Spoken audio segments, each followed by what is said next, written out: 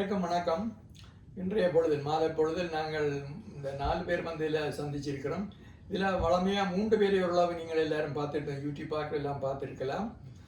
நான் கந்தவேல், இடைக்காலன்ற பேர் கந்தவேல், அதில் சார்விஜன் மற்ற எங்களோட கனடா அண்ணா 3 பேரும் யூடியூப் செய்கிறாங்க. இதில் இவரும் ஒரு நாள் நான் யூடியூப் எடுத்து நான் திரு மிலான் நடராஜா அவற்றையும் பார்த்திருக்கக்கூடும். இன்றைக்கு இந்த சமகால நிலைமையை நாங்கள் கலந்துரையாடுவதற்கும் அதை உங்களுக்கு தெரியப்படுத்துறதுக்கு தான் இந்த இடத்துல நாங்கள் 4 பேரும் கூடியிருக்கின்றோம். நிச்சயமாக உங்களுக்கு ஒரு நல்ல தகவலை தரக்கூடியதாக இருக்கும். இன்றைய நிலைமையில தகவலை தரக்கூடியதாக இருக்கும். சொன்ன மாதிரி எங்கள் 3 பேரும் தெரியும். நீங்கள் சொல்லுங்க, உங்களோட பேரை சொல்லி நீங்கள் இங்கே என்ன செய்கிறீங்கன்றதை சொல்லி உங்களை இன்ட்ரோடியூஸ் பண்ணிக்கொண்டு நான் வீடியோ நான் என்ன பிரபஞ்சமாக்க விரும்பலை இருந்தாலும் நான் என்னுடைய பேர் வந்து மேலன்.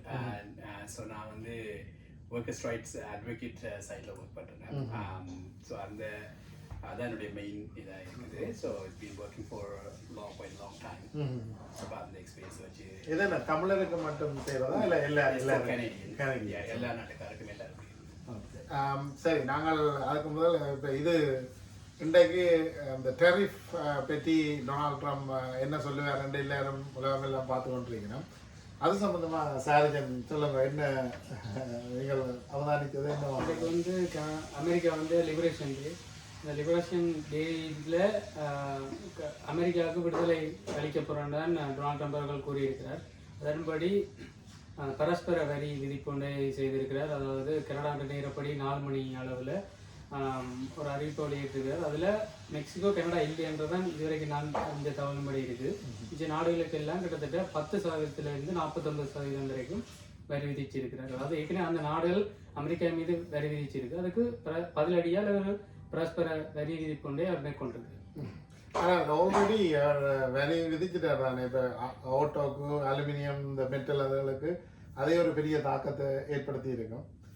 நீங்கள் சொல்லுங்க, அந்த டெரிஃபை பற்றி உங்களுக்கு அறிஞ்சதை சொல்லுங்க. இல்லை, அந்த அந்த அந்த இன்ட்ரெஸ்டிங் சொன்ன மாதிரி அது அந்த லிஸ்ட்டில் வந்து ஸ்ரீலங்காவும் இருக்குது. ஸ்ரீலங்காவுக்கு 44% வரி விதிக்கப்பட்டிருக்கு.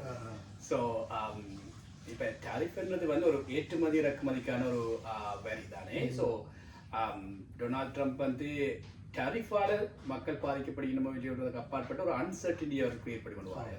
ஸோ அந்த டேமேஜ் வந்து இப்போ அவங்க சொல்லுவாங்க எப்படின்னு சொல்லி சொன்னால், ஒரு பேஷண்ட்ஸ் வந்து நாங்கள் சாக போகிறோன்ற ஒரு ஆளை கொல்றதுக்கு விட நாங்கள் நாட்கூட்டி எடுத்து கொண்டு போக அவர் ஆட்டோமேட்டிக்காக அவரே வந்துட்டு வரேன். அந்த மாதிரியான ஒரு அன்சர்டினிட்டியை கிரியேட் பண்ணி இந்த எக்கனமியை வந்து ப்ரெஷருக்குள்ள கொண்டு வர நோக்கமாக இருக்கும்னு தான் இப்போ யோசிக்க தோணுது. இந்த டாரிஃபின் தாக்கத்துக்கு அப்பாற்பட்டு அது ஒரு பிரச்சனை. ஸோ இப்போ நடக்கிறதும் இப்போது இமீடியட் இம்பேக்ட்ன்றது வந்து இந்த அன்சர்டினிட்டி, ஒரு நிலை இல்லாதன்மை, ஒரு தளம்பலான நிலை தான். அது ஒரு காரணம். அந்த அவர் ஒரு 51வது மாநிலமாக கனடாவை கொண்டு வர மாட்டேன். அப்போ அதை எக்கானமிக்கெல்லாம் புலத்தி அதை கொண்டு வர போகிற மாதிரி தான் ஏற்கனவே சொன்னார். அதுவும் ஒரு காரணமாக இருக்கலாம். நிச்சயமாக அவர் அது ஒரு இன்டர்வியூர் ஒரு கேட்கும்போது சொல்லியிருந்தார், என்ன மாதிரி கனடா மீது நீங்கள் அதை சாத்தியப்படுத்துவீங்கன்னு, வார் பண்ணுவீங்களா, மிலிட்ரியை யூஸ் பண்ணுவீங்கன்னா அவர் சொன்னீங்கன்னா நான் மிலிட்ரி நான் யூஸ் பண்ண போகிறது இல்லை, நான் எக்கனமி வாரை நான் செய்கிறேன்னு சொல்லி பொருளாதார அழுத்தத்தை கொடுத்து அவைக்கு அடிப்படையை வைக்கிறது அவருடைய ஒரு திட்டமாக இருக்கும். ஆனால் அது எவ்வளோ தூரம் வெல்வார்ன்றது அது அது அவருடைய கற்பனை. எவ்வளவு தூரம் இது கனடாவுக்கு பெரிய பாதிப்பை தரும் நினைக்கிறீங்க? நிச்சயமாக இப்போ நான் சொன்னது மாதிரி டரிஃபின் டைரக்ட் இம்பேக்டை விட அன்சர்டனிட்டி கிரியேட் பண்ணுறது தான் ரொம்ப டேமேஜாக இப்போ இருக்குது. So we don't know how long அது is going to be, right? So அது எவ்வளோ காலம் அது இருந்து த லோங்கர் போக இம்பேக்டை கொண்டு வரும். இனி கவுண்டர் டாரிஃப் இப்போ இப்போ எலெக்ஷன் வந்து அதை இம்பேக்ட் பண்ண போகுது. ஆஃப்டர் த எலெக்ஷன் தான் அதோட தாக்கங்கள் நாங்கள் இன்னும் கொஞ்சம் வித்தியாசமாக பார்க்கலாம். So far now it's definitely impacting. இதுன்ற ஒரு பேட்டர்னை பார்த்து எல்லாருமே அதுக்கு ப்ரிப்பேர்ட் ஆகி அடுத்த ஸ்டெப்புக்கு போனால் மாற்றம் அடையக்கூடும். Need some times. அதைத்தான் நான் ஒரு CNN இதில் பிட்ஸ்பர்க் மேயர் சொன்னதை பார்த்தேன். அவர் ஒரு வருஷம் 2 வருஷம் டைம் கொடுத்திருந்தால் அதுக்கேற்ற மாதிரி 2 நாடும் ப்ரிப்பேர்டாக இருக்கும்.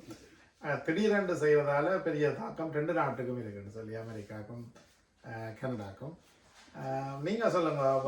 இதில் இந்த தாக்கம் வந்து தனியாக எங்களுக்கு மட்டுமில்லை, எங்கள் கனடா மெக்சிகோவுக்கு முக்கியமாக அதுக்கு மட்டுமில்லை, பாதிக்கப்படும் எங்களோட மக்கள் மட்டுமில்லை.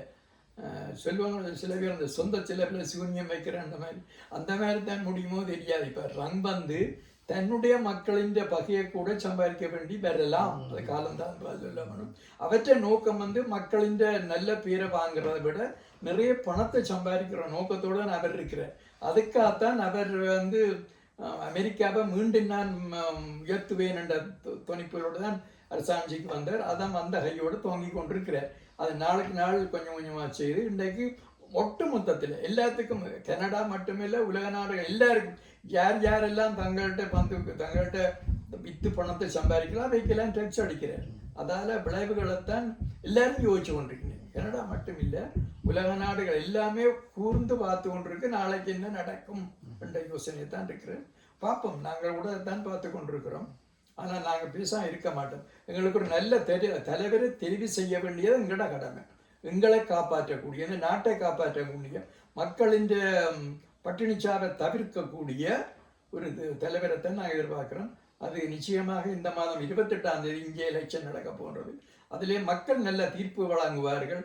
அவர் அந்த தலைவரும் எங்களை காப்பாற்றுவார் என்ற முழு நம்பிக்கையோடு நாங்கள் இருக்கின்றோம். அதான் நான் உங்களோட அடுத்த கேள்வி என்று சொன்னால், நீங்கள் உங்களோட பார்வையில் ஆர் லிபரல் வந்தாலோ பிசி வந்தால் நல்லது, யார் வெறும் பண்ணி நீங்கள் எதிர்பார்க்குறீங்க? ரைட்.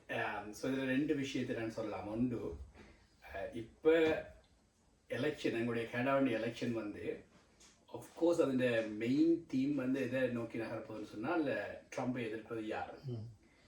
அந்த அடிப்படையில் வந்து ட்ரம்ப் வந்து உலக நாடுகளுக்கு ஒரு ஹிட்லர் மாதிரி தான் செயல்பட கொண்டு போகிறார். அவர் நினைக்கிறது தான் நினைக்கிறது சாதிக்க கொண்டு போய் கொண்டு போகிறார்.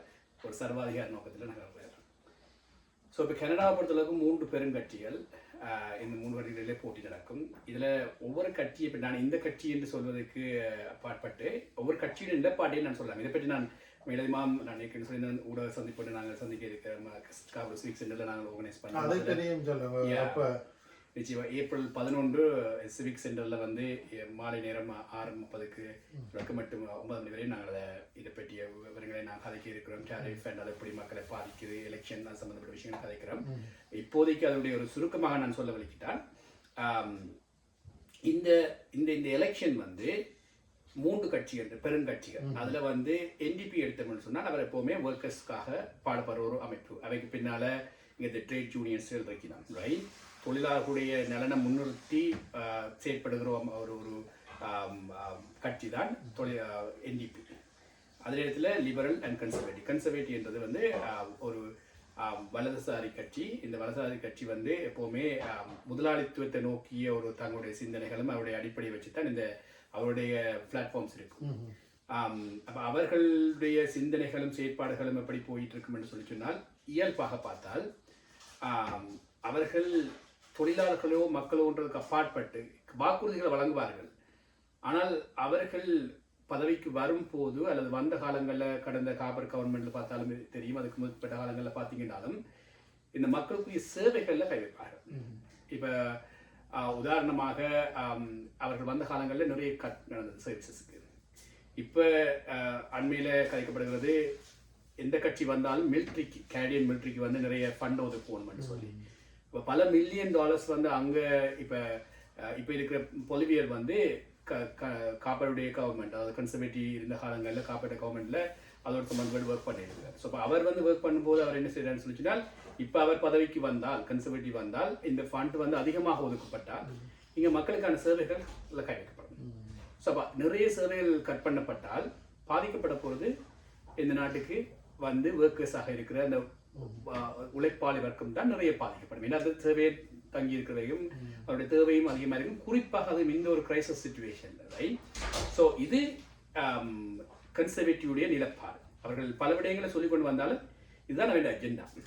ஆனால் இப்போ மக்கள் மத்தியில் பெரிய ஒரு விரக்தி வந்ததான இந்த இமிக்ரேஷன், அதனால் எக்கச்சக்கமான மக்கள் எடுத்து இங்கே இருக்கிறதுக்கு இடம் இல்லை, வேலை வாய்ப்புகள் இல்லைன்னு சொல்லி கனவே ஒரு ஆதங்கம் வந்து தான் இப்போ அந்த லிபரலுக்கு எதிராக இங்கே ஒன்டாரியோவிலே பிசி பார்ட்டி வர்றதுக்கு மிக முக்கியமான காரணமாக இருந்தது.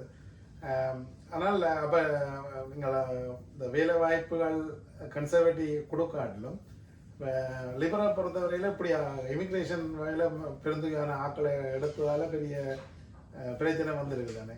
இல்லை, இப்போ என்னைக்கு எங்களுடைய நாங்கள் ஒர்க் பண்ணுற சைடுகளில் இருக்கிற எல்லா நாட்டை கூட நாங்கள் நடக்கிற கூட்டங்களில் இருந்தும் ஒரு கருத்து என்னன்னு சொன்னால் மார்க் கார்னியும் வந்து ஒரு வகை கன்சர்வேட்டிவ் தான்.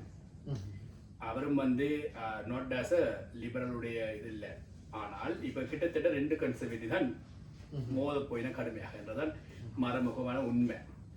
ஆனால் இந்த 2 பேருக்கும் இடையில என்ன வித்தியாசம் என்று சொன்னால், ஒருவர் வந்து இந்த கிரைசிஸ்ல இருந்து மீட்டு கொடுத்த மிக அனுபவம் உள்ளவரா, பொலிவியர்கிட்ட அது இல்லை. ஆகவே இப்ப 2 கட்சிகளை நாங்கள் எடுத்து பார்த்தோம்னு சொல்லினால், இந்த இந்த இந்த நான் சொன்ன மாதிரி இந்த ட்ரம்பை எதிர்பார்க்க போறதும் எதிர்த்து வரக்கூடிய இந்த பெரும் ஒரு பேரிடரையும் கையாளுறதுக்கு ஒரு ஆள் தெரிஞ்சிருக்கும். முதலாவது இப்போ இமிக்ரேஷன் என்ற ஒரு விஷயம் நிறைய பேருக்கு ஆதங்கங்களை ஏற்படுத்தி இருந்தாலும், அதில் சில தவறுகள் ஒரு கட்சி விட்டிருந்தாலும், அது எதிர்காலத்தில் நடக்குமா என்ற கேள்வியை என்ன நீங்கள் பார்த்துருப்பீங்க. உடனடியாக அவருடைய மினிஸ்ட்ரி அந்த கேபினெட்டை வந்து ஷவர் பண்ணி ரைட், உடனடியாக இமிக்ரேஷன் மினிஸ்டரை மாற்றி எல்லாத்தையும் மாற்றி செய்யுது. அவருக்கும் தெரியும் தாங்கள் பிளவிட்டோம், இனி திருப்பி அப்படி நடந்தால் பெரும் பிரச்சனை நடக்கும்னு சொல்லி close shut down the door. இப்போ கடந்த 9 வருஷமா லிபரல் தான் ஆட்சியில் இருந்தது. இப்போ அவர்கள் இவ்வளவு ஆழம் செய்யாத ஒரு மாற்றத்தை இனி கொண்டு வர போறாங்க பல விளைவிட்ட ஒரு கேள்வி இருக்கு. அது நேரம் மாக்காணி ஃபினான்சியல் அட்வைசராக ஜஸ்டின் ட்ரூடோக்கு இருந்தவர். கார்பன் டேக்ஸை கொண்டு வந்ததும் அவர் தான். இப்போ எலெக்ஷனுக்கு இப்போ என்ன எங்களோட ஃபோர்ட் வந்து $200 கொடுத்து எலெக்ஷனுக்கு முதல்ல கொண்டு வந்த மாதிரி இப்போ மாக்காணி இந்த கார்பன் டேக்ஸை நீக்கி இருக்கிறார் எலெக்ஷனுக்கு முதல். அப்போ இது ஒரு பொலிட்டிக்கல் கேம்ன்றதை நாங்கள் பார்க்கணும். அதை பற்றியும் இல்லை. இப்போ என்னுடைய கருத்து வந்து நான் ஒரு காலமாகவே லிபரலுக்கு சார்பாகவோ NDPக்கு சார்பாகவோ கன்சர்வேட்டிவ்க்கு சார்பாகவோ கதைக்கிற நோக்கம் அல்ல. எனக்கு தெரிஞ்ச இதை நான் பண்ணுறேன். அதில் சரி இருக்கலாம், பிழை இருக்கலாம், மாற்று கருத்துக்கள் நிறைய இருக்கலாம். இப்போ நீங்கள் சொன்ன கருத்தில் வந்து கார்பன் டேக்ஸ் என்ற விஷயத்தில் எனக்கு தெரிஞ்ச நாலேஜில் இப்போ ஈவன் காப்பர் கூட கன்சர்வேட்டிவ் கட்சியில் முன்னாள் பிரதமராக இருந்த கட்டத்தில் கூட கார்னியை வந்து ஹையர் பண்ணித்தான் சில கிரைசிஸை வந்து டீல் பண்ணியிருக்கேன். சில விஷயங்கள் பொலிட்டிக்கல் ஃபைனான்ஷியல் சைட்டில் அவர் இதுக்கு எடுத்திருக்காரு. ஸோ அந்த ஒரு திறமை அவர்கிட்ட இருக்குன்றது உண்மை. ஆனால் இப்போ நீங்கள் சொல்றதுல இப்போ அவர்கள் கட் பண்ணினது எஸ் எலெக்ஷனுக்காக தான், அதில் மாற்றி கருத்து இல்லை. அது என்னுடைய பார்வையில் எப்படின்னு சொல்லி சொன்னால், பொலிவியர் வந்து அதிகம் சொல்லிட்டு இருந்தார், தான் வந்தால் டேக்ஸ் இப்படி இப்படி சொல்லி ஒரு கோஷம் ஒன்று வச்சுன்னு வந்தார். அப்போ இவர் வந்து பார்த்தார், ஓகே நீங்கள் சொல்றது நான் முதலே செய்துட்டா பிறகு உங்கள்கிட்ட சொல்ல அவலாம் இல்லாமல் போயிடுமென்ற நோக்கத்தாகவே அது நிரந்தரமாக இருக்குமா, எதிர்காலத்தில் சரியா அப்படியான்றது 2வது பிரச்சனை. அது நீங்கள் சொல்றது சரி. ஏதாவது சொன்ன இப்போ கட்சிகள் வந்து இப்போ தங்களுடைய சலுகைகளை வாரி வழங்க போகணும், ஏன்னா இதான் அந்த டைம் ரைட். ஆனால் அந்த லாங் டேர்மில் நாங்கள் பார்க்க வேண்டியது என்னன்னு சொன்னால், ஒரு கட்சியுடைய கொள்கை என்ன, அவர்கள் யாருக்காக.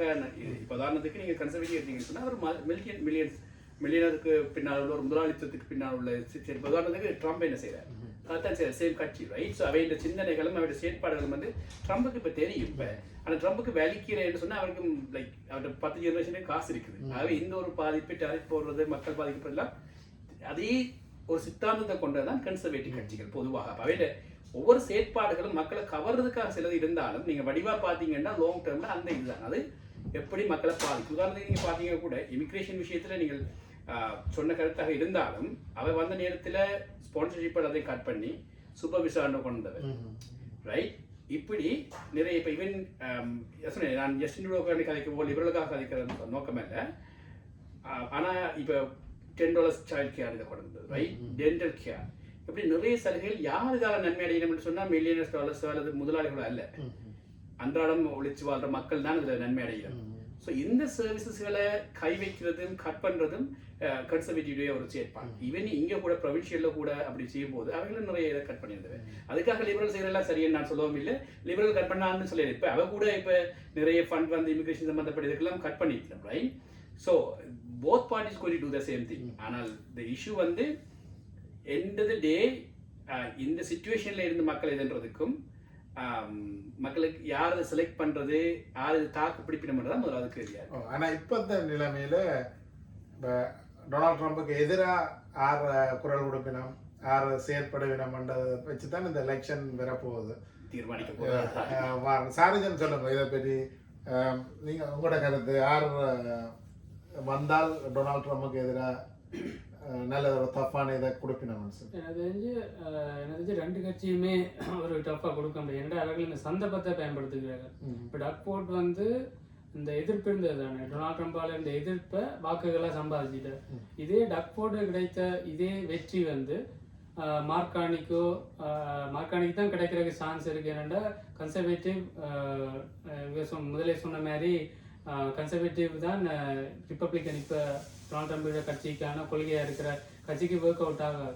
மார்கானி இப்போ செய்யக்கூடிய விஷயம் என்னென்னா, எந்த அளவுக்கு டக்ஃபோர்டுக்கு அது சாதகமானதோ அதே மாதிரி எனக்கு சாதகமாக பார்க்குறேன். ஆனால் இங்கே பிரச்சனை என்னென்னா, மார்கானி அந்த ஆட்சிப்படம் ஏழும் வரைக்கும் தான் இந்த ட்ரம்பின் எதிர்ப்பை வந்து ஒரு ஆயுதமாக கேடயமாக பயன்படுத்துவார். ஒரு ஆட்சியை ஏற்றாப்புறது, பிரதமர் ஆட்சியை ஏற்றாப்புறது அவரோட செயற்பாடு எப்படி இருக்கும் அது எங்களுக்கு தெரியாது. இதே இடத்துல கன்சர்வேட்டிவ்மே நாங்கள் ஒரு மாற்றத்தை தர்றோம், இவ்வளவு விஷயங்களை செய்வோம் என்று சொல்லி இந்த லிபரல் மூலமாக மக்கள் சோர்ந்திருக்கிறாங்க தானே, வெறுப்புன்னு சொல்லலாம், சோர்வுன்னு சொல்லலாம் தானே. சோர்ந்துள்ள மக்கள்கிட்ட வாக்கை எடுத்து அவர்களும் ஆட்சிக்கு வந்து என்ன செய்வாருன்னு எங்களுக்கு தெரியாது. ரெண்டு பெருங்கட்சிகளுமே சந்தர்ப்பவாதிகள் தான் நான் சொல்லுவேன். எனக்கு வந்து ரெண்டு கட்சியுமே வந்து நாட்டை வளப்படுத்துறதுக்கோ அல்லது இந்த ட்ரம்பை எதிர்கொள்றதுக்கோ சிறந்த கட்சியை ரெண்டுமே நான் பார்க்கல. ஏன்னா இவங்க ட்ரம்பை எதிர்க்கிறவர்கள் கிடையாது, ட்ரம்பை வைத்து நாங்கள் என்ன அரசியல் பண்ணலாம்ன்றது தான் பார்க்கணும். கனடாவை பொறுத்தவரையில் இப்போ முந்தைய உக்ரைனுக்கெல்லாம் லிபரல் எக்கச்சக்கமான காசை கொடுத்தவரையிலே இங்கே ஒரு வேலையை உருவாக்கணும் ரெண்டு இல்லை அமெரிக்காவை நம்பியிருந்தபடியே தான் இப்போ அந்த பிரச்சனை வந்துருக்கு. இதே மாதிரி வேலை சம்பந்தமாக இந்த கட்சி வேலை வாய்ப்பை கொண்டு வரணும்னு நீங்கள் நினைக்கிறீங்க? ரைட். ஸோ என்னை பொறுத்தவரை ஆன்சர் வந்து ஒரு கட்சி மேலேயும் அது உண்மையாக முறைப்படி செய்யலாமாண்டா அது கொஞ்சம் சேலஞ்சான விஷயம் தான். பட் இதில் வந்து என்ன இஷ்யூன்னு சொன்னால், இப்போ ட்ரம்ப்ன்ற ஒரு இஷ்யூ, இப்போ சார்ஜின் சொன்ன மாதிரி ட்ரம்ப்ன்ற ஒரு இஷ்யூ வந்து தான் இப்போ எல்லாருமே தீமாக பயன்படுத்தினாங்க. ஆனால் த திங் தட் வந்து இப்போ ட்ரம்ப் வந்து எப்படியோ அவரை நாங்கள் மாற்ற முடியாது. ரைட்? ஆஸ் அ பப்ளிக் இதை நீங்கள் கேட்டுக்கொண்டு மக்களாகிய நாங்கள் ட்ரம்பை நாங்கள் ஒன்றும் ஸ்டாப் பண்ண முடியாது. ஸோ ட்ரம்ப் தான் செய்யணும் இருக்க போகிறார். அது அரசாங்கம், கனடிய அரசாங்கமும் அவ்வளோக்கு தீர்மானிச்சுட்டு ஓகே நாங்கள் அவரோட வேஸ்ட் பண்ணுறது டைம், அது பிரயோசனம் இல்லை. So let's move to Europe அந்த மாதிரி இதுக்கு அதை மூவ் பண்ண தொடங்கினோம். Right? Because they realise it, அவர் 4 years இருக்க போகிறோன்னு சொன்னால் இந்த ப்ராப்ளம் இருக்க தான் போது தே அல்டர்னேட்டிவாக அது தெரியலாம். நான் த கொஷன் வந்து இதில் வந்து என்ன விஷயம்னு சொன்னால், எங்களுக்கு ஆஸ் அ பீப்புள் இந்த கிரைசிஸ் இப்படி வரப்போகுதுன்னு சொன்னால், இங்கே உள்ள எந்த அரசாங்கம் எந்த பார்ட்டி வந்து இந்த கிரைசிஸுக்கு மக்களை இந்த கிரைசிஸ்ல இருந்து காப்பாற்றக்கூடிய இன்சென்டிவ்ஸ்களை கொடுத்தோ அல்லது அவையுடைய கிரியேட்டிவிட்டி வந்து மக்களுக்கு எப்படி என்ன இப்போ ட்ரம்ப் செய்கிற விஷயத்தை பார்த்தீங்கன்னு சொல்லிட்டீங்கன்னா, அவர் செய்கிற ஒரு விஷயம் வந்து அங்கே நிறைய அடித்தட்டு மக்கள் நிறைய பாதிக்குதாங்க அமெரிக்காவில். He doesn't care. ரைட்? அதையே இங்கே ஒரு கட்சி செய்ய வலிக்கிட்டால் கிரைசிஸ் வரப்போகுது, they will keep doing it என்று சொன்னால் இட்ஸ் கோயிங் டு இம்பாக்ட் ட்ரம்ப்புக்கு அங்கത്തെ மக்களோட குரலின் வழியில் வரையில பெரியா. ஆனால் அதே மாதிரி இங்கே பாதிக்க தொடங்கிடும். ரைட்? அப்போ அதே அப்பாற்பட்டு இங்கே இருக்கிற மக்களுக்கு இந்த எலெக்ஷன்ல இங்கே வரப்போட ரியாலிட்டியா தான் நாங்கள் ட்ரம்போட போதுறதெல்லாம் வந்து ஜஸ்ட் ஒரு எங்களுக்கு ஒரு டாப்பிக்காக மாறிட்டுது. ஆனால் ரியாலிட்டி வந்து நெக்ஸ்ட் 4 years கனடாவில் என்ன நடக்க போகுது, இந்த வேலை வாய்ப்பு, இந்த டாரிஃபால வந்து நாங்கள் எத்தனை பேர் ஜாப்ஸ் இதென்ன போயினோம், இந்த கிரைசிஸ்ல இருந்து இந்த வரப்போற புது அரசாங்கம் வந்து இந்த மக்களுக்குரிய இன்சென்டிவ்ஸை கொடுத்து அவை இதிலிருந்து மீட்டு விடுமான்றதை நாங்கள் பார்ப்போம். அப்படி பார்க்கக்குள்ள ஒவ்வொரு கட்சிகளையும் எடுத்து பார்த்தால் அவை நிலப்பாடுகள்ல இப்போ பேண்டமிக் டைம்ல இருந்த இன்சென்டிவ் நீங்க பார்த்துருப்பீங்க. ரைட்? $500 படி கொடுத்தது, ரைட்? பிஸ்னஸுக்கு சப்போர்ட் பண்ணது, மோட்கேஜ் வந்து டிஃபால்ட் பண்ணினது, இன்ட்ரெஸ்ட் ரேட் ட்ராப் பண்ணது, இப்படி செய்துதான் அந்த கிரைசிஸ்ல இருந்து அது யாருக்கு அதிகம் ஹெல்ப் பண்ணிச்சுன்னு சொன்னா இந்த ஒர்க்கிங் கிளாஸ் பீப்புளுக்கு ரொம்ப ஹெல்ப் பண்ண இருந்துச்சு. இணைச்சி பாருங்க, அப்போ 8 million ஜாப்ஸ் வந்து இல்லாம போனது ஓவர் நைட்ல கிட்டத்தட்ட. அப்படி போகைக்குள்ள அந்த அந்த இழப்பை தாங்கி பிடிக்கிற மக்களை பாதிக்காத அளவுக்கு ஒரு கட்சி காமிச்சு. ஆனால் திருப்பியும் அப்படி ஒரு பேரிடர் வரப்போகுதுன்னு சொன்னால் எந்த கட்சி இந்த மாதிரியான ஒரு இதை செய்யும் என்றுதான் எங்களோட கேள்வியா இருக்கும். ஆனால் இவரும் பொலிவியரும் அறிவிச்சிருக்காரு 15% இன்கம் டேக்ஸ் ரிடியூஸ் பண்ணுவேன், மற்றது அந்த டாக்ஸுகளை குறைக்கிற மாதிரி சொல்லியிருக்காரு இந்த சிச்சுவேஷன் வந்தால். அது வந்து உண்மையில நீங்க சொன்ன மாதிரி எலெக்ஷனுக்காக கொண்டு வரது. ரெண்டாவது வந்து அது உண்மையான அந்த 15% நிறைய டீப்பா போனீங்கன்னு சொன்னா அது உண்மையானதல்ல. ரெண்டாவது வந்து இப்ப டாக்ஸ் 15% குறைக்கிறதுக்கு அப்பாற்பட்டு இப்ப எங்களுக்கு வடிவா தெரியும் ரியாலிட்டி வந்து வேர்ஸ் சினாரியோ பார்த்தோம்னு சொன்னால் எக்கனமி வந்து கிரைசிஸ், நிறைய ஜாப் லாஸ் வருது. அப்ப நாங்க பார்க்குறோம் இஆர்இ எம்ப்ளாய்மெண்ட் இன்சூரன்ஸ் வந்து வெரி இம்பார்ட்டன்ட். ஒரு விஷயம் எங்களுக்கு சொல்லிச்சு இது பார்ட்டி வந்து ஓகே நாங்கள் எந்த முறை அப்படி செய்யறாதுன்னா எதிர்கட்சிகள் அதை எதிர்க்கும். இன்னொரு நாங்கள் சொல்றது $600 போன முறை 500, இந்த முறை அதை கொடுத்துங்கன்னு சொன்னால் கட்சிகளுக்குள்ளேயும் அந்த மாதிரி எதிர்ப்பு வந்து எலெக்ஷனை பாதிக்கும். அவை அதை கொண்டு வர தயங்கிறான் முதலாவது. ஆனால் அதுக்கு பதிலாக இந்த ஒர்க் ஷேர் ப்ரோக்ராம்னு சொல்லி ஜாப் ப்ளஸ் அந்த டீடைல்ஸுக்கு நான் போகையில் என்ன நிறைய டைம் எடுக்க முடியா அந்த மாதிரி விஷயங்களை அவை அறிவிக்கணும். ஆனால் அதுக்கும் போதுமானா உண்மையாக இல்லை. நாங்கள் அது சம்மந்தப்பட்டு ஒர்க் பண்ண வேண்டி இருக்கு நிறைய விஷயங்கள். ஆனால் அது அந்த திட்டத்தை அவ கொண்டு வரணும். ஆனால் பொலிவியர் இது வரைக்கும் அதை பற்றி ஒன்றும் சொல்லல. ரைட், அவருடைய எல்லாமே வந்து எப்போவுமே நீங்கள் கன்சர்வேட்டிவ் கட்சியை பார்த்தீங்கன்னா டேக்ஸில் தான் தொடங்கிவிடும். ரைட், இமீடியட்டாக மக்களை அட்ராக்ட் பண்ணக்கூடிய விஷயம். ஆனால் இங்கே 15% எடுத்துட்டு அங்கே 150% கூட்டுறதால பாதிக்கப்பட போகிறது எஸ் எஸ் செட். லைக் இப்போ ட்ரம்ப் விஷயத்துலேயும் வந்து ட்ரம்புக்கு எந்த பாதிப்பும் இல்லை, இல்லை ட்ரம்ப் பிள்ளைகளுக்கோ வேற பிள்ளைகளுக்கோ எந்த பாதிப்பும் இல்லை. வேர்ல்டு அழுகுதான் அவையாள போகிறது இல்லை. ஸோ சேம் திங், ஒரு கட்சி வந்து அவ வந்து இந்த மாதிரி இன்சென்டிவல் தேவையில்லை இங்கே ஒரு சுச்சுவேஷன் இருக்குது அவைக்கு கேட்க போகிறது இல்லை. ஏன்னா இப்போ ஒவ்வொரு கட்சிக்கு பின்னாலேயும் பின்னணி நிறைய இருக்கு. இப்போ ஸோ நான் கன்சர்வேட்டிவ் டார்கெட் பண்ணுறதோ அல்லது நான் குறை சொல்றதோ அல்ல என்னுடைய நோக்கம். நான் தெளிவுபடுத்துறேன் எது உண்மைன்றது, அவ்வளோதான். எனக்கு அதில் மக்கள் தான் தீர்மானிக்கணும். நான் எனக்கு கன்சர்வேட்டிவ் எதிர்ப்பும் இல்லை, என்னோட நிறைய நண்பர்கள் இருக்கிறார்கள், எல்லாத்துலேயும் எல்லா கட்சியோடைய நான் பழகிறேன் நான். ஸோ அவை எனக்கு அதல்ல நோக்கம். அவருடைய திட்டங்கள் முதலாளித்துவ சார்பானது. ஆகவே ஒரு இப்படியான சுச்சுவேஷனில் வந்து முதலாளித்துவ சார்பான முடிவுகள் தான் எடுக்கக்குள்ள தொழிலாளி வர்க்கம் பாதிக்கப்படும். இதுதான் இந்த உண்மையான இழப்பாடு. லிபரலில் அதோட கம்பேர் பண்ணிக்க அந்த அளவுக்கு இல்லை, அதான் ஒரு வித்தியாசம். மோர் சைடானது என்டிபி, ரைட். ஸோ இந்த முறை இந்த ஸ்ட்ராட்டஜிக் ஓட்ஸ்ன்னு சொல்லுவாங்க. அதாவது வந்து சரி இப்போ ஒரு ஒரு முதலாளித்துவ கட்சியை கொண்டு வரதுக்கு எதிர்க்க வேணுமென்ற தொழிலாளி கட்சிக்கு நாங்கள் ஓட் பண்ண வைக்கணும்னு சொன்னால் இதுக்குள்ள ஓட் பிரிட் ஆகிடும். அப்போ முதலாளித்துவ கட்சி வந்து சொன்னால் இந்த கிரைசிஸில் என்ன நடக்கும் என்று மக்களுடைய பயம் என்று சொன்னால் அரசாங்கம் நம்ம கைவிட்டுரும். நீங்கள் எல்லாரும் வேலைக்கு போங்க நினைச்சு பாருங்க. இப்போ அது உண்மையாக நடந்த அந்த பேண்டமிக் டைமில் நாங்கள் ரொம்ப டீப்பாக ஒர்க் பண்ணியிருந்தேன். ஒர்க் பண்ணும்போது எனக்கு தெரியும் இங்கே வந்து இந்த நான் நாட்டை சொல்கிறது அப்பாற்பட்டு இந்த நாட்டுக்கு வந்து நிறைய பேர் வந்து அன்டாக்குமெண்ட் ஒர்க்கர்ஸ்ன்னு சொல்லுவோம். அதாவது வந்து வந்தவருடைய விசாக்கள் எக்ஸ்பயர்ட் ஆகிட்ட பிறகும் இங்கே நிறைய பேர் தமிழ்நாட்டில் ரொம்ப ரொம்ப குறைவு. நாங்கள் எல்லாருடைய ஒர்க் பண்ண முடியும். எனக்கு தெரியும் இந்த நாட்டு கம்யூனிட்டி வந்து எவ்வளோ பேர் 3 வருஷம் இங்கே இருக்கணும் என்ன சொல்லி. ஸோ அந்த மாதிரி ஒர்க்கர்ஸுக்கெல்லாம் இந்த இன்சென்டிவ் வந்து போக முடியாமல் போயிடுச்சு. பட் ஆனால் நான் அதில் பர்சனலாக அதுக்கு நிறைய விஷயங்கள் இன்வால்வ் ஆகிருந்தபடி எனக்கு தெரியும் அதுக்கு எந்தெந்த அரசாங்கங்கள் எந்தெந்த பார்ட்டிகள் என்னென்ன ஹெல்ப்புகளை மேக்ஸிமம் செய்தாங்கன்னு சொல்லி. அப்போ நான் என்ன சொல்ல வரேன்னு சொன்னால் அந்த டைமில் நாங்கள் இந்த கட்சியை கேட்டுருந்தாங்க, ஓகே நீங்கள் கொஞ்சம் அதை எக்ஸ்பேண்ட் பண்ணுங்க. ஏன்னா முதல்ல ஆரம்பத்தில் ஒர்க்கர்ஸுக்கு மட்டும் கொண்டு வந்தது. அப்புறம் நாங்கள் இல்லை செல்ஃப் எம்ப்ளாய்மெண்ட் இந்த மாதிரி கேட்டகரிகள் சர்டின் அமௌண்ட் அது இருந்தாலும் ஸ்டில் நீங்கள் கொடுங்கன்னு சொல்லி அப்போ அதால் நிறைய பேருக்கு அது கவர் பண்ணப்படும். கவர் பண்ணபடியே தான் அந்த ஒரு ஆனால் கஷ்டப்பட்ட அந்த அன்டாக்குமெண்ட் ஒர்க்கர்ஸ் வந்து they had very hard time. அவைக்கு வந்து அந்த கொரோனா பயத்தில் ஊசி இல்லாத டைமில் ஹார்ட்டாக போய் அவள் ஒர்க் பண்ணிடுவேன். சின்ன பிள்ளைகள்லாம் வீட்டை வச்சுட்டு வயது போனாக்கள் வீட்டை வச்சுட்டு வேலைக்கு போனால் தான் எனக்கு வருமானம் ஒன்றுமே இல்லை. ஸோ அப்படியெல்லாம் நிறைய விஷயங்கள். ஏன் நான் சொல்ல வரேன், அந்த இன்சென்டிவ் இந்த மாதிரியான பீரியடில் அவ்வளோ முக்கியம். அது இல்லாட்டிக்கு அந்த அன்டாக்குமெண்ட் ஒர்க்கர்ஸ் அவ்வளவு அழுது இரவிரவா கொரோனா டைமில் கொரோனா தொடங்கிய நேரத்தில் ரொம்ப ஆபத்தான டைம். அந்த உயிரையும் பணையம் வச்சு போய் வேலை செய்தால்தான் அவையால் அடுத்த கட்டம் வாழ முடியுமான நிலைக்கு தள்ளப்பட்டது. ஆனால் அதே நிலை வந்து இப்போ வரப்போகிற அரசாங்கம் இனி வரப்போகிற அரசாங்கம் இப்போ வரப்போகிற இந்த பேரிடர் அப்படி பேரிடர் வந்தால் கிட்டத்தட்ட நகரம் வந்தால் அவையே கைவிட்ட மாதிரி எல்லாரையும் கைவிட்டால் நாங்கள் எல்லாரும் அதே மாதிரி போய் வேலை செய்வோம். இதுதான் உண்மையை. நாங்கள் அதை நேரடியாக பார்த்தபடியே எனக்கு தெரியும் அந்த அன்டாக்குமெண்ட் ஒர்க்ஸ் அவ்வளோ பாதிக்கப்பட்டவை. ஏன்னாக்கெல்லாம் ஹாஸ்பிட்டலுக்கு போனாலும் நிறைய பில் வரும், ரைட். ரெண்ட் பே பண்ண முடியாது, அவைக்கு $500 இல்லை, எந்த ஒரு இன்சென்டிவும் இல்லை. கட்டாயம் என்னதான் இருந்தாலும் உயிரை பயணம் வச்சு போய்த்தான் ஆகணும். ஸோ அந்த நிலையில் புது அரசாங்கம் எல்லா மக்களையும் தொழிலாளர் வர்க்கத்தை கைவிட்டால் குறிப்பாக இலங்கை மக்களும் அதிகமாக பாதிக்கப்படுகிறோம். இது எந்த கட்சி செய்யும்ன்றதை நான் சொல்லல. ஆனால் இதைத்தான் நாங்கள் பார்க்கணும் எலெக்ஷன். அதான் நான் சொல்ல விஷயம். உங்களுடைய ஏஜுக்கு இந்த கட்சியை தெரிவு செய்தால் எங்களுக்கு நல்லா இருக்கும். இப்போ எங்களுடைய ஏஜுக்கு ஒரு படிக்கிற வர்க்கத்துக்கு இந்த கட்சியை அப்போ அதுக்கு நீங்கள் ஓட் பண்ணுங்கன்ட்டு தான் நாங்கள் அழைச்சிருக்கிறோம். இப்போ உங்களுக்கு எது சாதகமாக இருக்குமோ அவைக்கு ஓட் பண்ணுங்க. அப்போ உங்களை பொறுத்தவரை இப்போ உங்களுக்கு ஒரு பென்ஷன் எடுக்கிற வயது, உங்களை பொறுத்த வரைக்கும் இந்த கட்சி வந்தால் உங்களுக்கு சாதகமாக இருக்கும். நல்ல கேள்வி. இதுக்கு நான் முக்கியமாக எங்கள் நிச்சயத்தை வாக்காளருக்கு ஒரு பால் சொல்ல விரும்புகிறோம். நீங்களும் சுட்டி காட்டினீங்கள் 2 டேர்முக்குவே இருந்துட்டாரு தானே. ஏன்னு அப்போ இவரை பற்றி தெரியும். அப்போ இனியுமே இவருக்கு டைம் கொடுத்துட்டான் தாராளமா. அப்போ இன்னொரு சேஞ்ச் ஒரு மாற்றத்தை தான் இயற்கை.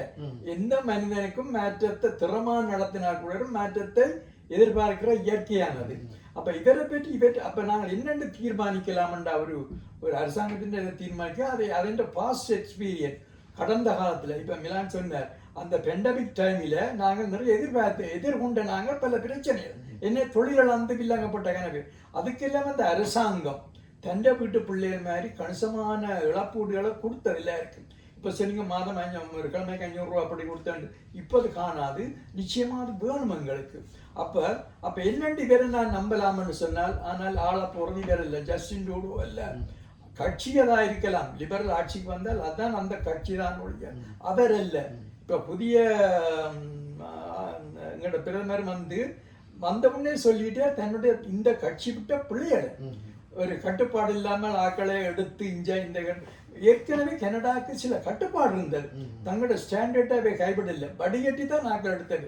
இப்போ அவங்க கூட திறந்து விட்டபடியா அதையும் வில்லக்கப்பட்டுன்னு இஞ்சையும் பிறகு தொழில் இல்லாமல் போச்சு. அதை உணர்ந்து கொண்ட சில இந்த வெளிநாட்டு கொள்கை ஆக்கள் எடுக்கிற வெளிநாட்டு கொள்கை தாங்கள் விட்ட பிள்ளைகளை உணர்ந்து கொண்டு 2 பேரையும் மாற்றியாச்சு. ஒன்று வெளிநாட்டு அமைச்சரையும் மாற்றியாச்சு, பிரதமரும் மாற்றியாச்சு. அப்போ இப்போ 2 பேரும் புதுளங்களை போட்டிருக்கு. அதனாடி எங்களுக்கு ஒரு நம்பிக்கை இருக்கு. அது மட்டுமல்ல, மாக்காணி ஒரு திறமான ஒரு ஆளுமை உள்ளாளன்ற நிரூபிச்சிருக்கிறேன். ஏற்கனவே கனடாக்கு கவர்னராக இருந்திருக்கிறேன், பேங்க் கவர்னராக.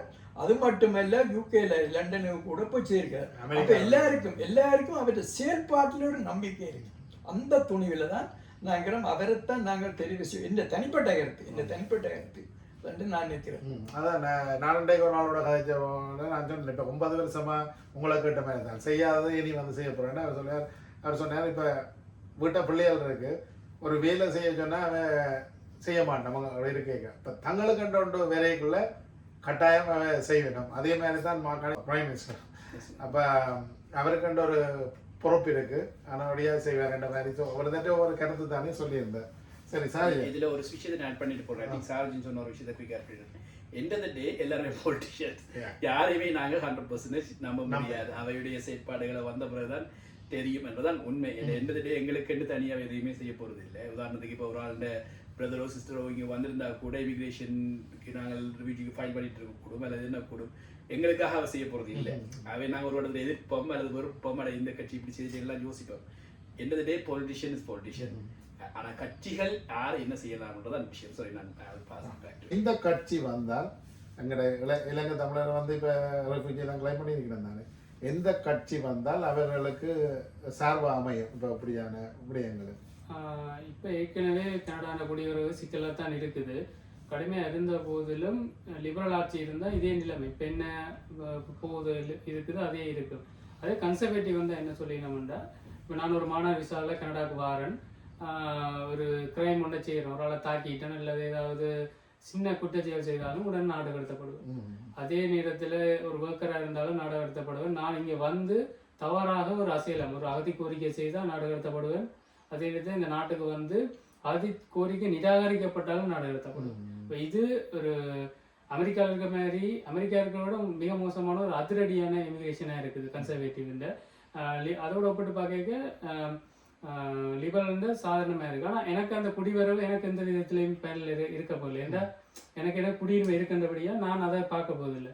நான் எப்படி யோசிப்பேன்னா, எந்த கட்சி வீடுகளை கட்டும், எந்த கட்சி வேலை வாய்ப்பை சரி செய்யும், எந்த கட்சி மக்களோட வாழ்க்கை தரத்தை நார்மலாக்கும், இந்த வயதுக்கு எனக்கு என்ன தேவையோ அதன்படி தான் நான் யோசிப்பேன். அதுக்கு அடுத்ததான் நான் யோசிக்கக்கூடியது எந்த குடும்பத்தில் உள்ள வயது நபர்களுக்கு ஏற்ற மாதிரி எந்த கட்சி இருக்குன்னு தான் பார்ப்பேன். ஏன்னா இருபெரும் கட்சிகளை பார்த்தா கூட சரியான விஷயம் இருக்குது, பிள்ளையான விஷயம் இருக்குது. அப்படி இருக்கல ஏதாவது ஒரு கட்சிக்கு முடிவெடுக்கின்றதுல அது அந்த ஒரு கட்சிக்கு தான் போய் சேரும். மற்ற என்னன்னா, இந்த இக்கட்டான சூழ்நிலை எங்களோட வாழ்க்கையில் வர ஒரு இக்கட்டான சூழ்நிலை தான் எங்களுக்கு ஒரு ஒரு வெளிச்சத்தை கொண்டு வரும், ஒரு தெளிவை கொண்டு வரும். கனடாவுக்கு இந்த இக்கட்டான சூழ்நிலை அரசியலை படிக்காதவர்களும் சரி, அரசியலை தேடாத நபர்களும் இளைஞர்களும் சரி இப்போ இந்த விஷயத்தை தேட ஆரம்பிச்சிருக்கிறார். அதாவது எங்களுக்கு ஒரு அழுத்தம் ட்ரம்ப் மூலமாக வருது. இப்போ இதால் கனடா எப்படி ட்ரம்ப் எதிர்கொள்ளுது, நாங்கள் ஏன் வாக்கு செலுத்த வேண்டும்ன்றதுல இப்போ ஆர்வம் செலுத்தி இருக்கிறார்கள். இது ஒரு நல்ல மாற்றம். எனக்கு தெரிஞ்சு 2027க்கு மேலே கனடாவில் ஒரு நல்ல ஒரு விஷயம் நடக்கும்னு நான் நம்புறேன். இன்றைக்கு நல்ல ஒரு ஆக்கப்பூர்வமான ஒரு ஆரோக்கியமான கருத்துரையாடலை செய்திருக்கிறோம்ட்டு எங்களுக்கு நல்ல திருப்தி.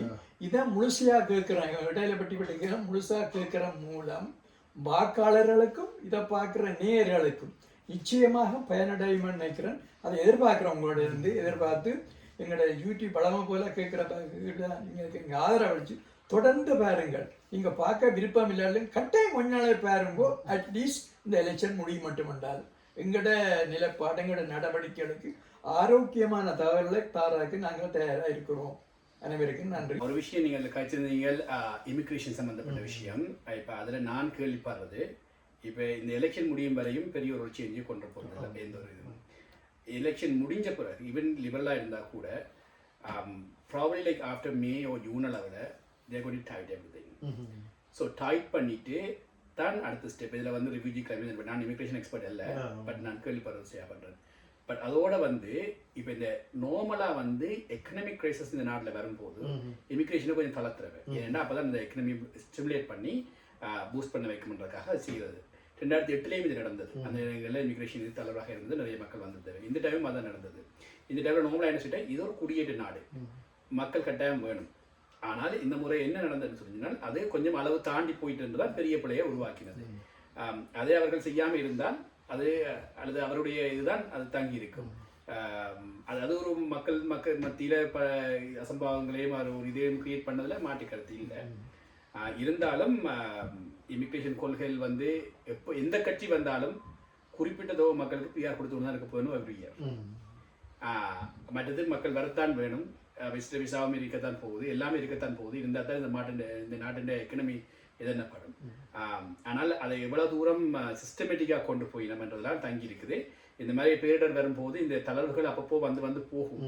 இன்றைக்கில் எந்த காலங்களையும் எக்கனமி எதனும் போகுது. ஆனால் அதை சரியாக பயன்படுத்துவதும் அதில் கொஞ்சம் கவனமாக கையாள்வதில் உள்ள பிழைகளால் ஏற்பட்ட சில கருத்துக்கள் இருக்குது தான் மக்களிடம்ன்றது உண்மை. நிறைவாக சொல்லணும்னா வாக்குன்றது வந்து ஒரு பெரிய ஆயுதம் மாதிரி இந்த ஒவ்வொருவரும் சிந்தித்து தான் வாக்களிக்கணும்ன்றது தான் நான் சொல்லி. இப்போ நாங்கள் ஒரு கருத்தை சொல்கிறேன், நீங்கள் ஒரு கருத்தை சொல்கிறேன், அந்த தனி நபர்கிட்ட கருத்தை கேட்டு நீங்கள் வாக்களிக்காமல் அல்லது உங்களிடம் ஒருவர் வந்து ஒரு கதாநாயகன் போல யாரும் வந்து காண்பித்தாலோ மீடியா காட்டினாலோ அதை மீறி உங்களோட வாழ்க்கை சூழ்நிலைக்கும் உங்களோட அடுத்த 5 வருட திட்டத்துக்கும் எந்த கட்சி 100% உங்களுக்கு சார்பாக இருக்காது. எந்த கட்சி கொள்கையும் இது உங்களுக்கு பொருந்துகிறதோ கட்டாயம் தமிழர்கள் வாக்களிக்க வேண்டும். அந்த வாக்குன்றதை வந்து நீங்கள் எந்த கட்சிக்கும் அளிக்கலாம். கட்டாயம் போய் வாக்களித்து ஒரு செய்தி வந்து சொல்லுங்கள். அதாவது நாங்கள் தமிழர்களாக ஒரு செய்தியை ஸ்ட்ராங்காக சொன்னோம்னா அந்த கட்சிக்கு அது போய் சேரும். அதே போல் இந்த நாட்டுக்கும் ஒரு செய்தியாக இருக்கும்னு நான் நினைக்கிறேன். நன்றி அனைவருக்கும். உங்களுக்கு நன்றி. இன்னொரு சந்தர்ப்பத்தில் நாங்கள் காணொலியில் சந்திப்போம். நன்றி. நன்றி, வணக்கம்.